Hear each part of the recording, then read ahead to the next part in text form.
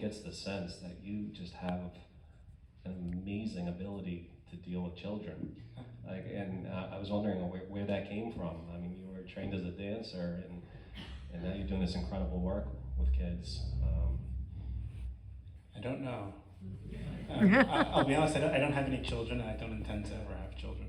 And I actually I have a hard time around really young children. I don't understand when they, can't communicate well. I have a really hard time with that.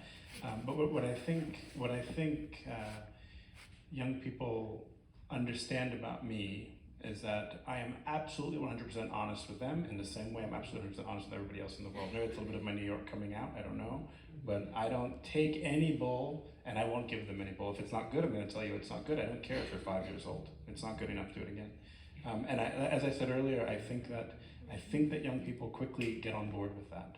They have a really, really good lie detector, and they're surrounded by people that coddle them and baby talk to them, and I think they are more mature. Young people today are more mature than young people of the same age were a generation ago. The world has changed, things are faster, people are growing up faster. And an interesting thing about being a dance instructor, as a dance instructor in a young person's life, we spend really a lot of time with them. It's often that even from a very young age, already at 8 or 9 years old, a young person is at a dance school 2 or 3 times a week. And added, typically, a dance instructor doesn't change year to year. A dance instructor when you're 7 is probably the same teacher you have when you're 8, is probably the same teacher you have when you're 9 and 10 and 11 and 12. And then maybe if you move to another school, you get a new teacher, but the only other people in a young person's life that is an adult, that is with them as often as a dance teacher is, for as long as a dance teacher is, are their parents.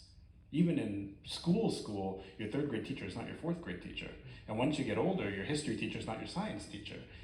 There are a few other things, maybe, I don't know, after school baseball or something, but even then you do it for a season and then you don't see them for 6 months. Dance teachers almost year round, and you see them year after year, you watch them grow up. So it's not wrong to say that a dance teacher acts as a sort of surrogate parent in some way, without any of the responsibilities of being a parent, but with all of the expectations that a parent might have. They have goals that they have to achieve, and I think young people look up to dance teachers in that way. David, I should mention to everyone, if they don't know it already, you did more than just directing on this film. You did producing and cinematography and editing. There was no money. What was it like to wear all those different hats?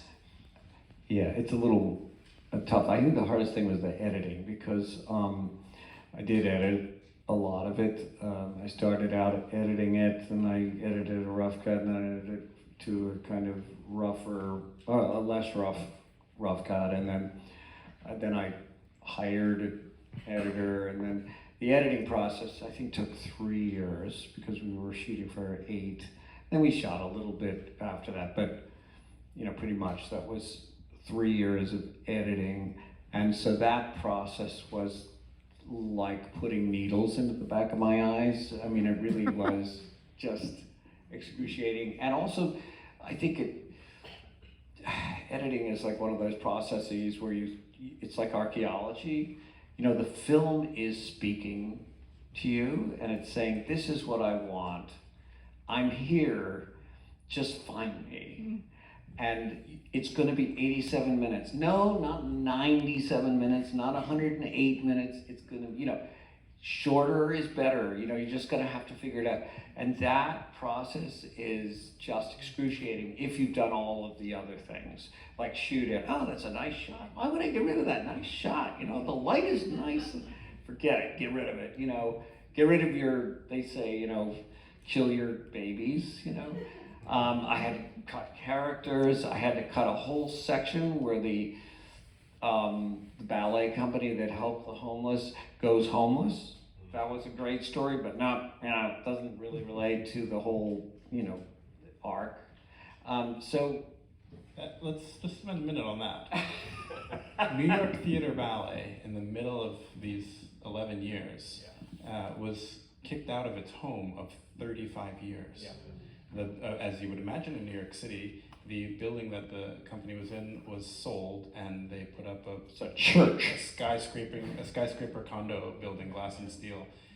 And it happened, I think, from the day that the company was notified that the sale was happening to the day they wanted us to move out was like 30 days. Yeah, a company that had been there for over 30 years with a school and a performing troupe and invested in all these things, and just like that. And so suddenly New York Theater Valley had nowhere to go. And all these children who had relied on the company, you know, that was their consistency, because they had inconsistent lives. Suddenly everything, you know, went back to the ballet company being homeless. So, and I followed that like week to week, and I could say, Stephen, could you film a little bit for me, you know, and so, but I cut all that out, you know. You used to say you could put that on the DVD, now you put that on the website. I don't know what do you do with it, but, you know, but actually it turns out, ultimately, you know, in terms of the arc of the story, you just have to lose it, because you have to figure out, well, what is the film telling me? And what are the characters telling me? And what are and it's just not just me. I screened it for, I don't know, it must have been 5 dozen different groups of people. Some of them filmmakers, some of them producers, some of them just people who like documentaries, some of them who don't like documentaries. And you know, I listened, even though they would criticize. They'd say, well, yeah, sure, okay, yeah. But then it would come around, I'd be haunted. Yeah. Do you really want that shot, that stupid sequence? It's kind of not a good sequence. Get rid of it, get rid of it. And these little voices, you know, of people would sit on my shoulder and they'd say, Dave, why do you still have that in the film? And then I'd say, okay, cut it, you know? And I get more brutal, but it's really a painful process. I don't advise anyone going into this field, please. At least we get to enjoy the final product.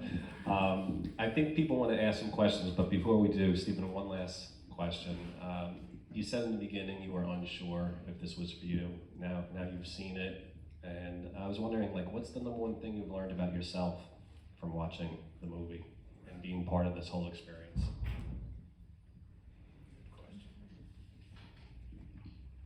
I think I have a renewed sense of purpose.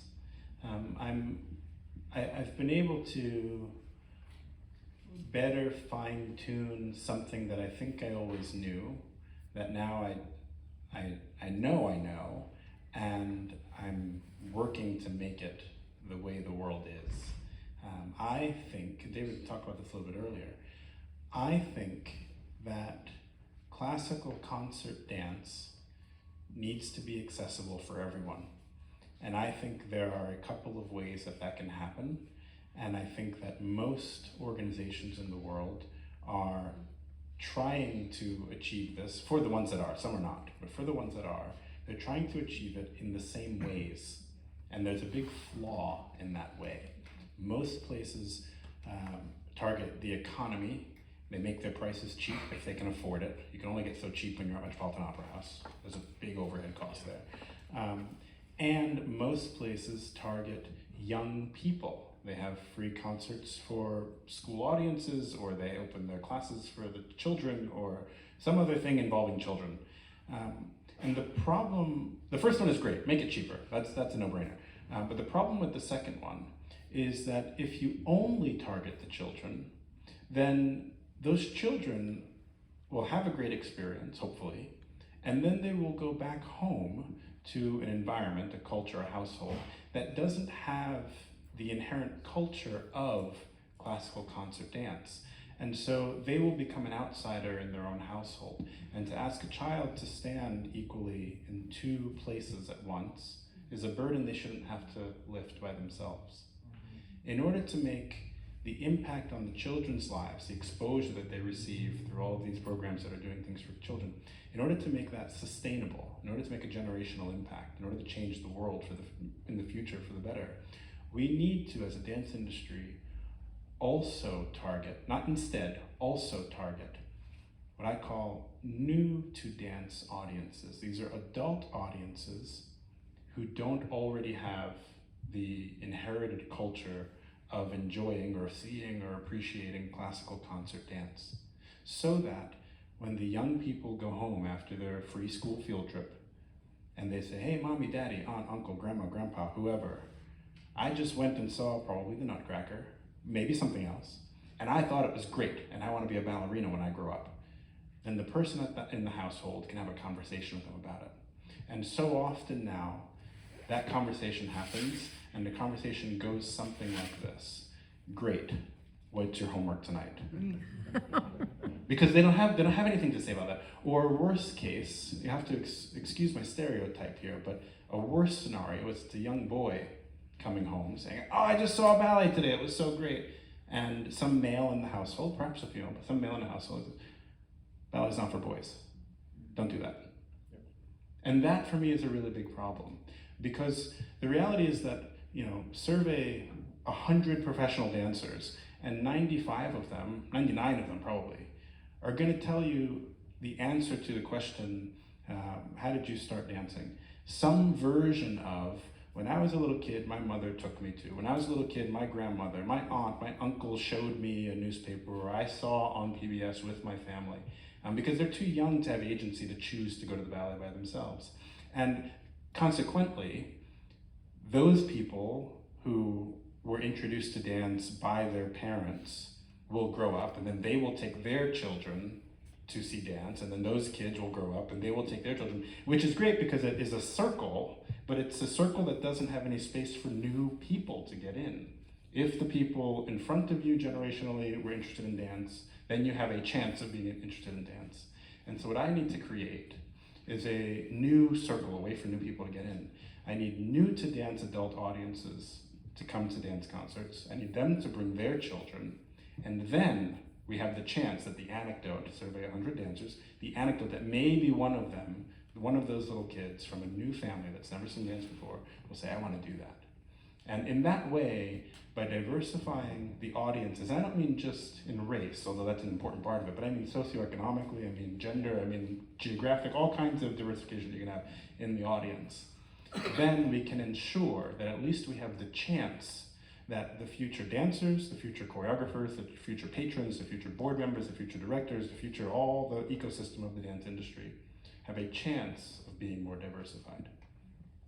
Yeah, I agree. Sounds good. Thank you. All right, thank you so much, guys, and let's see if some people are ready to accept the questions.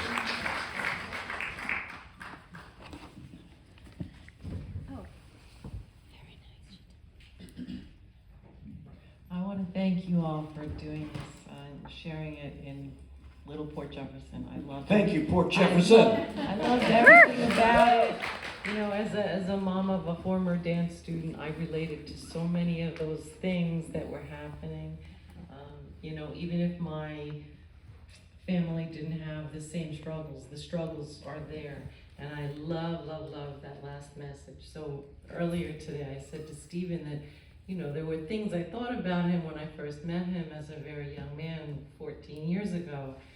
And I was struggling to find the word to describe it, and I've come up with it. So you were not just, a great dancer and gorgeous and elegant. You were very thoughtful. And then I thought, no, it's not quite right. No, it's careful. And maybe the careful was like that, reservation, but I'm back to thoughtful because you have such amazing thoughts. And I want this movie to be on TV and on the internet, and I want you to use the pieces that you cut for the next episode. So please, thank you. Thank you so much. It is going to be on, we can't tell you yet, but it has a major distributor, so.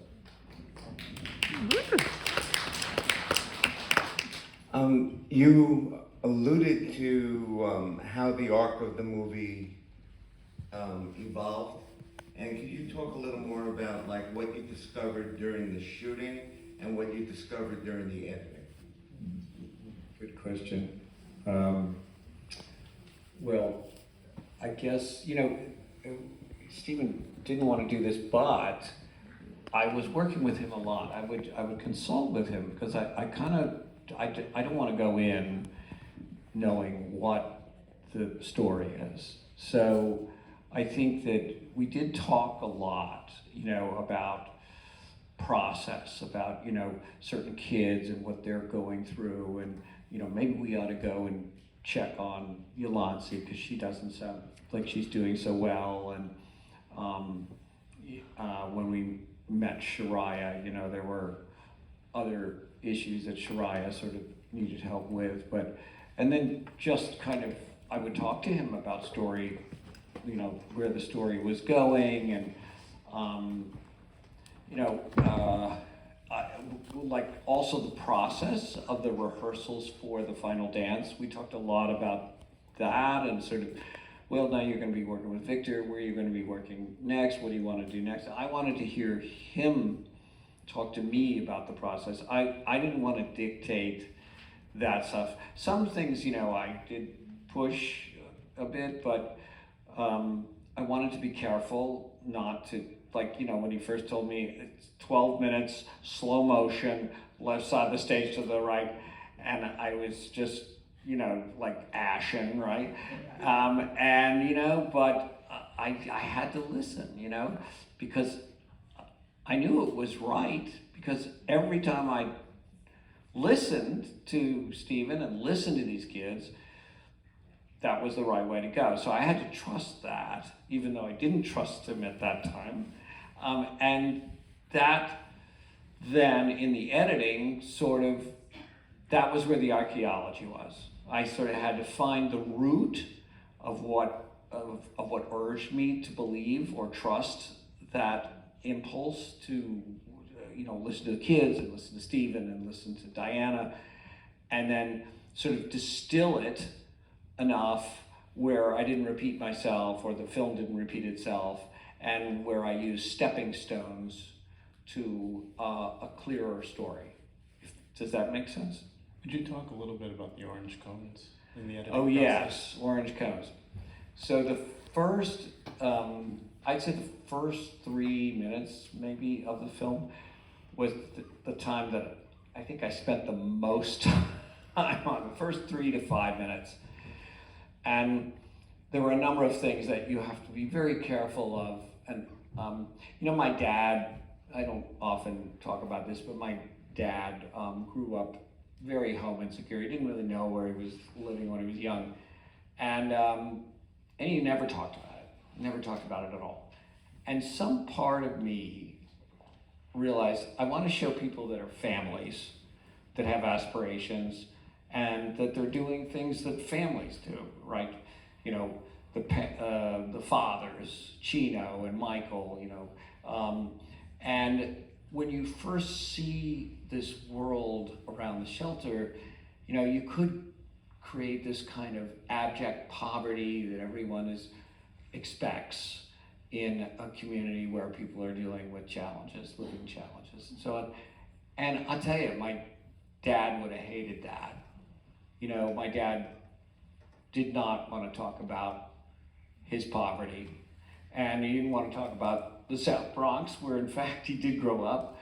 But I didn't know that was going on, but somewhere I had these orange cones that said, don't go there, don't go in that direction, don't go in that stereotyped direction where you don't see a family aspiring, but you see a family suffering, and suddenly they are homeless dancers or homeless children, not just children. And I think that hyphen was an orange cone, I think. Any more questions? Okay, well, guys, thank you so much for coming. This has been such a pleasure. I can't tell you. I'm gonna